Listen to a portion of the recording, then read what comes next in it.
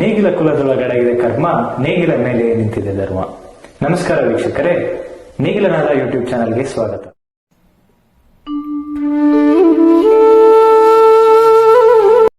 ನಮಸ್ಕಾರ.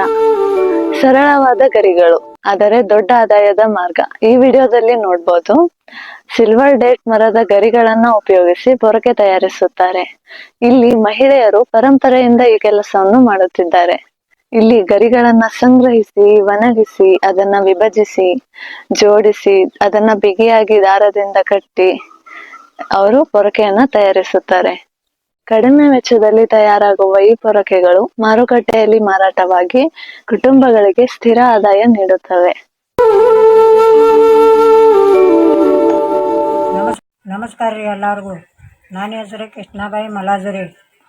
ನಮ್ಮ ಊರು ರಾಯಬಾಗ್ ತಾಲೂಕು ಚಿಂಚಲಿ ಊರು ರೀ. ನಮ್ಮದು ಕಸಬರ್ಗಿ ಮಾಡ್ತೇವ್ರಿ. ನಾವು ರಾಯಚೂರ್ದಿಂದ ಗರಿ ತರ್ತೇವ್ರಿ. ಈಗ ನಮ್ಮದು ಗೋಡಾವನ್ ರೀ.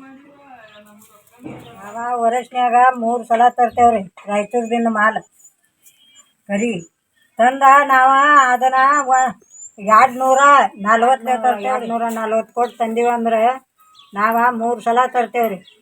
3 ಸಲ ನಾವು 50-52 ಸಲ ತರ್ತೇವ್ರಿ. 100 ವರಿ 1 ಸಲ ತರ್ತೇವ್ರಿ.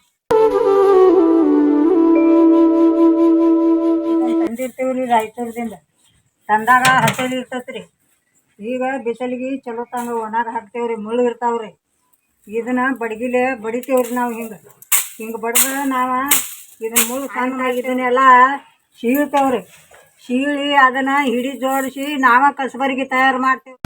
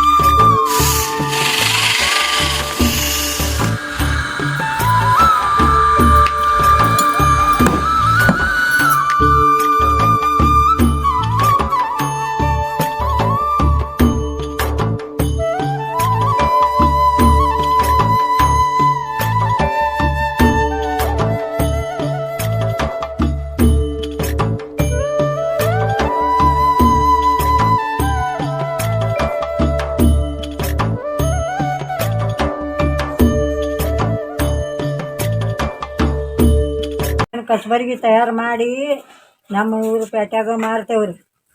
ನಮ್ಮ ಊರು ಪೇಟ್ಯಾಗ ಮಾರಿ ದೀಪಾವಳಿ ಸೀಜನ್ದಾಗ ಮಹಾರಾಷ್ಟ್ರಕ್ಕೆ ಹೊರಸೇಲ್ ಕೊಡ್ತೇವ್ರಿ. ಮಹಾರಾಷ್ಟ್ರದವ್ರು ಬಂದು ತುಂಬ್ಕೊಂಡು ಹೋಗ್ತಾರೆ ರೀ. ಆವಾಗ ದೀಪಾವಳಿ ಸೀಜನ್ದಾಗ ಮಹಾರಾಷ್ಟ್ರಕ್ಕೆ ಕೊಡ್ತೇವ್ರಿ. ಮಕ್ಕಳಿಗೆ ಇದೊಂದು ಒಳ್ಳೆಯ ಕೆಲಸ. ನಿಮಗೆ ಮಾಹಿತಿ ಬೇಕಾದ್ರೆ ಈ ನಂಬರಿಗೆ ಕಾಲ್ ಮಾಡಿ.